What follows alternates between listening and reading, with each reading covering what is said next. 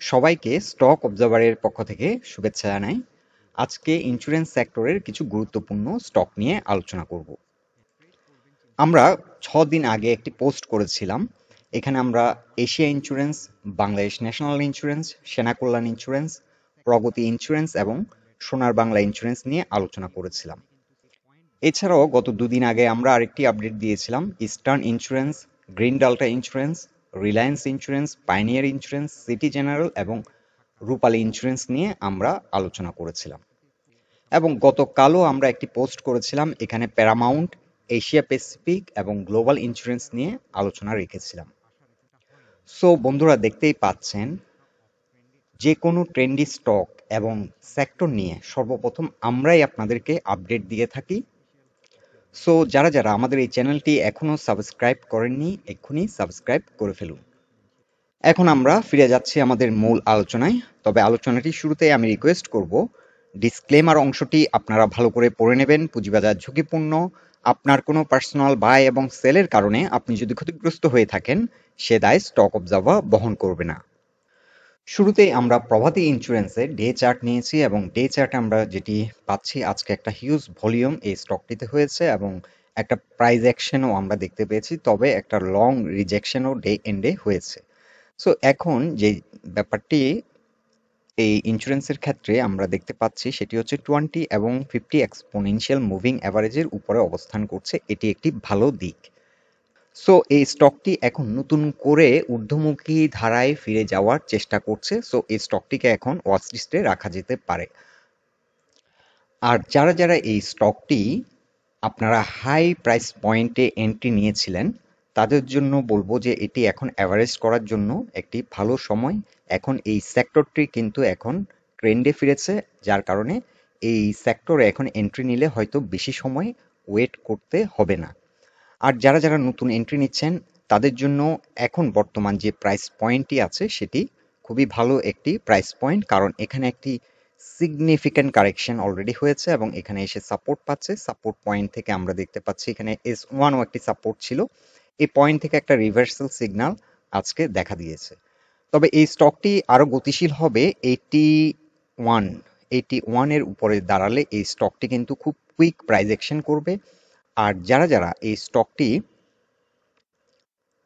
নতুন করে এন্ট্রি নিচ্ছেন, তাদের জন্য ফার্স্ট সেল টার্গেট হতে পারে 114।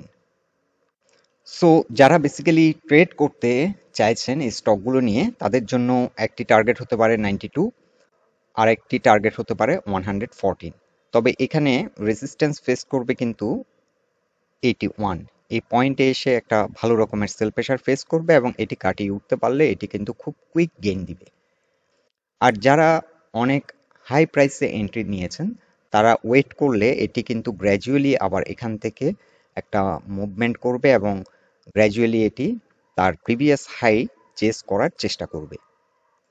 আর যারা যারা অনেক আপ হাই এন্ডে যারা বাই দিয়েছিলেন হাই প্রাইস পয়েন্টে, তাদের জন্য একটি স্ট্র্যাটেজি হতে পারে, আপনারা চাইলে স্টকটি রেগুলার নেটিং করতে পারেন। এখন এই প্রাইস পয়েন্টে আপনারা এন্ট্রি দিয়ে যদি এটি 114 কিংবা 130 রেঞ্জে আসে, আপনারা চাইলে সেল দিয়ে রাখতে পারেন। আবার যদি এটি নিচে আসে লাইক 83 রেঞ্জে আবার পাওয়া যায়, আপনারা আবার বাই দিতে পারেন। এটা একটা স্ট্র্যাটেজি হতে পারে। বাট বাই সেল সম্পূর্ণ এটি আপনারা নিজ দায়িত্বেই করবেন। আমরা জাস্ট একটা আইডিয়া শেয়ার করছি এখানে। এখন আমরা Bangladesh national insurance company limited এটির মান্থলি চার্ট যদি আমরা দেখি, মান্থলি চার্টে কিন্তু এটি 50 এক্সপোনেনশিয়াল মুভিং অ্যাভারেজের যে রেজিস্ট্যান্স সেটি ফেস করছে এবং আশা করছি এই সপ্তাহে হয়তো এটি ব্রেকআউট করে একটা ভালো প্রাইস অ্যাকশন করবে এবং আপ টু 84 এই পজিশনে এসে একটা ভালো রকমের সেল প্রেশার ফেস করবে। তবে এই স্টকটির ক্ষেত্রে ফার্স্ট টার্গেট হতে পারে 93। যারা শর্ট টার্ম ট্রেড করতে চান, যারা লং টার্ম আপনারা এই স্টকগুলো হোল্ড রাখতে চান, তাদের জন্য টার্গেট হতে পারে আপ টু 115 থেকে 131। এই স্টকটিও আবার তার প্রিভিয়াস যে হাই সে পয়েন্টটি চেস করবে এবং এখানে এসে একটা সিগনিফিক্যান্ট সেল প্রেশার ফেস করবে লাইক 131। আর যারা শর্ট টার্ম ট্রেড করতে চান, তাদের জন্য টার্গেট হতে পারে 85, 93, 104। আপনার এই রেসিস্ট্যান্স পয়েন্টগুলো আপনারা চাইলে নোট করে নিতে পারেন। সো এই দুটি স্টকই, প্রভাতী ইন্স্যুরেন্স এবং বাংলাদেশ ন্যাশনাল ইন্স্যুরেন্স ইন্স্যুরেন্স সেক্টরের বেস্ট পারফর্মিং স্টকগুলোর মধ্যেই পড়ে। সো এই স্টকগুলোকে আপনারা ওয়াচ লিস্টে রাখতে পারেন। এখন আমরা ঢাকা ইন্স্যুরেন্স এই স্টকটির উইকলি চার্ট নিয়েছি এবং উইকলি চার্টে আমরা দেখতে পাচ্ছি এই স্টকটি আজকে একটা ভালো মোমেন্টাম শো করেছে এবং আমরা দেখতে পাচ্ছি এখানে পিভট পয়েন্ট এই রেসিস্ট্যান্স পয়েন্টের কাছাকাছি দিন শেষে অবস্থান করছে। সো কালকে হয়তো এটি ব্রেকআউট করে একটা ভালো প্রাইস অ্যাকশন করবে এবং সেক্ষেত্রে পরবর্তী যে রেসিস্ট্যান্সটি ফেস করবে সেটি হচ্ছে 68 লেভেলে। এখানে এসে আবার একটা ভালো রকম সেল প্রেশার ফেস করবে। তবে এই স্টকটি খুবই ড্রাই একটি স্টক এবং যেহেতু দীর্ঘদিন কারেকশনের পর নতুন করে একটা মুভমেন্ট শুরু হয়েছে, এখন আশা করছি এটি মিনিমাম 38% পর্যন্ত হিট করবে এবং এখান থেকে আবার হয়তো একটু কারেকশন দিয়ে আবার নতুন করে আবার একটা রিলি শুরু করবে। সো এই যে ফিবোনাসি যে পয়েন্টগুলো আপনারা নোট করে রাখতে পারেন, এখানে এসে রেসিস্ট্যান্স ফেস করবে লাইক 69, 77, 85, 97। এই পয়েন্টগুলোতে এসে রেসিস্ট্যান্স ফেস করবে এবং এছাড়া আরও লিডিং ইন্ডিকেটর আমরা যেটা দেখতে পাচ্ছি 68-এ এসেও কিন্তু একটা রেসিস্ট্যান্স ফেস করবে। সো যারা এই স্টকটি নতুন করে এন্ট্রি নিতে চাইছেন, এখনো ভালো একটা প্রাইস পয়েন্টে আছে। আর সেক্টর যেহেতু দীর্ঘদিন ডিপ্রেশনের পর এখন উঠে আসছে, সো এই সেক্টরটি মিনিমাম একটা র্যালি করবে বলে আশা করছি। মিনিমাম 38% এক্সপেক্ট করা যায়। এখন আমরা তাকাফুল ইসলামী ইন্স্যুরেন্স লিমিটেড এই স্টকটির উইকলি চার্ট নিয়েছি এবং এই স্টকটিও একই অবস্থানে আছে। এটি 200 এক্সপোনেনশিয়াল মুভিং অ্যাভারেজের উপরে উঠেছে এবং আজকে কিন্তু একটা ভালো মোমেন্টাম শো করেছে। সো এই স্টকটিও আপনারা ওয়াচ লিস্টে রাখতে পারেন আর মিনিমাম সেল টার্গেট হতে পারে 56। আর এই পয়েন্টে 61-এ এসেও একটা রেজিস্ট্যান্স ফেস করবে 66 এবং 73। এই পয়েন্টগুলোতে ভালো একটা রেজিস্ট্যান্স ফেস করবে। আর সাপোর্ট বলতে গেলে এখন তো সাপোর্ট পয়েন্ট থেকে নতুন করে উঠলো। সো সাপোর্ট বলতে এটি 43.5 এই পজিশনের সাপোর্ট।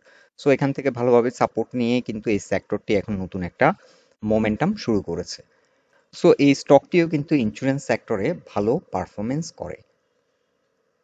এখন আমরা পিপলস ইন্স্যুরেন্স কোম্পানি লিমিটেড এই স্টকটির উইকলি চার্টে আমরা অবস্থান দেখছি। এটিও সেম অবস্থান। আসলে ইন্স্যুরেন্স সেক্টর সবগুলোরই এখন বর্তমানে একই অবস্থানে আছে।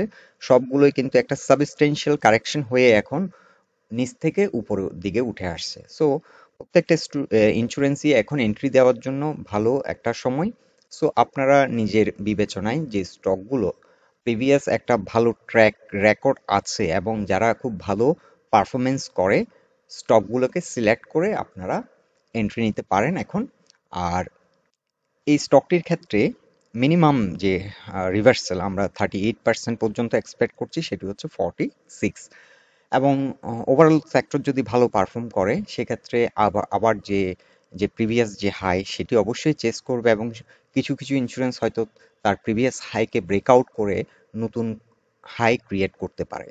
সো এই সেক্টরটি যেহেতু একটা খুবই ভালো পারফর্মিং সেক্টর ঢাকা স্টক এক্সচেঞ্জে, বরাবরই কিন্তু ইন্স্যুরেন্স সেক্টর আমরা যদি 2010 সাল থেকেও বিশ্লেষণ করি, ইন্স্যুরেন্স সেক্টর কিন্তু বরাবরই ঢাকা স্টক এক্সচেঞ্জে বেস্ট পারফর্মিং সেক্টরের মধ্যেই পড়ে। সো দীর্ঘদিন ডিপ্রেশনে ছিল, এখন উঠে আসছে। সো এখন একটা ট্রেডিং অপরচুনিটি ক্রিয়েট হতে পারে আর যারা দীর্ঘদিন ধরে হাই এন্ট্রি পয়েন্টে আটকে আছেন তাদের জন্য হয়তো আপনারা এখন রিলিজ নিতে পারেন এই সেক্টর থেকে। সো এই স্টকটির ক্ষেত্রেও আপনারা এই রেসিস্ট্যান্স পয়েন্টগুলো নোট করে নিতে পারেন। তবে সিগনিফিক্যান্ট যে রেসিস্ট্যান্সটি ফেস করবে 47-এ, এখানে 46 থেকে 47 এখানে এসে কিন্তু একটা বড় রকমের সেল প্রেশার ফেস করবে এবং এখানে দেখুন প্রাইস পয়েন্ট রেসিস্ট্যান্সও এক্সিস্ট করছে। সো ওভারঅল 46 থেকে 47 একটি চ্যালেঞ্জিং এরিয়া এবং এটি ব্রেকআউট করতে পারলেই কিন্তু একটা বড় রকমের একটা ফার্স্ট একটা প্রাইস অ্যাকশন এই এই এই স্টকটিতে আমরা দেখতে পাবো। এখন আমরা উইকলি চার্টে অগ্রণী ইন্স্যুরেন্সের অবস্থান যদি দেখি, এখানে আমরা একটি প্যাটার্ন ড্র করেছি। এটি একটি ফলিং উইচ প্যাটার্ন এবং এটি ব্রেকআউট করে এখন এটি আবার নতুন করে একটা প্রাইস অ্যাকশন শুরু করেছে। সো এই স্টকটিও আপনারা ওয়াচ লিস্টে রাখতে পারেন। এটিও ভালো পারফর্মিং স্টক এই সেক্টরের। আর যারা শর্ট টার্ম ট্রেড করতে চাইছেন তারা এই চার্টটি আপনারা নোট করে নিতে পারেন। এখানে আমরা 38% মিনিমাম রিভার্সাল এক্সপেক্ট করছি 50। সো এই স্টকটির ফার্স্ট টার্গেট হতে পারে 50 এবং এছাড়াও সেক্টর এবং ওভারঅল মার্কেট যদি ভালো পারফর্ম করে তাহলে এগুলো আমরা হয়তো আবার যে পূর্বের যে হাইটি সেটিকে চেস করবে। আমরা এখানেও টার্গেট সেট করতে পারি depending on the market situation, depending on the sector overall performance. এখন আমরা ক্রিস্টাল ইন্স্যুরেন্স এই স্টকটির উইকলি চার্ট নিয়েছি এবং আমাদেরকে এক বন্ধু রিকোয়েস্ট করেছিলেন ক্রিস্টাল ইন্স্যুরেন্স নিয়ে একটি আপডেট দেওয়ার জন্য। এই স্টকটির ক্ষেত্রে এখন একটি গুরুত্বপূর্ণ প্যাটার্ন ফর্ম করছে এখানে, এবং আমরা এক্সপেক্ট করছি 54 থেকে 60 পর্যন্ত এটি হিট করার একটা পসিবিলিটি আছে। তবে 52-তে এসে একটা বড় রকমের রেজিস্ট্যান্স ফেস করবে এই স্টকটি। এটি আমাদের এখন ফার্স্ট টার্গেট হতে পারে 52, কিংবা 50ও আমরা বলতে পারি চাইলে। সো 50 থেকে 52 এটা আমাদের এখন ফার্স্ট টার্গেট হতে পারে, এবং এখানে কিন্তু একটা রেজিস্ট্যান্স ফেস করছে এবং এটি ব্রেকআউট হয়তো আমরা এই সপ্তাহে দেখতে পাবো। এখানে একটি ব্রেকআউট হবে এবং ব্রেকআউট পয়েন্ট হবে 44। 44 এর উপরে যদি এটি ভালোভাবে দাঁড়িয়ে যায়, এটা একটা স্ট্রং প্রাইস অ্যাকশন করবে এবং আপ টু 52 থেকে 54 পর্যন্ত হিট করবে এবং এখানে এসে একটা বড় রকমের সেল প্রেশার ফেস করবে। সো ইন্স্যুরেন্স সেক্টর নিয়ে আমরা এটাই বলতে পারি, এখন কিন্তু ম্যাক্সিমাম যে স্টকগুলো উইক হ্যান্ড থেকে কিন্তু স্ট্রং হ্যান্ডে চলে গেছে, কারণ দীর্ঘদিন প্রায় 1 বছরের উপর সময় ধরে এই সেক্টরটি কারেকশনে থাকার কারণে অনেকে এই সেক্টর থেকে এক্সিট করে নিয়ে গেছেন এবং এই স্টকগুলো কিন্তু এখন উইক হ্যান্ড থেকে স্ট্রং হ্যান্ডে চলে গেছে। সো এই সেক্টরটি আপনারা খুব গুরুত্বের সাথে বিবেচনা করবেন এবং এই স্টকগুলোকে আপনারা ওয়াচলিস্টে রাখুন। এখান থেকে একটা ভালো ট্রেডিং অপরচুনিটি হতে পারে।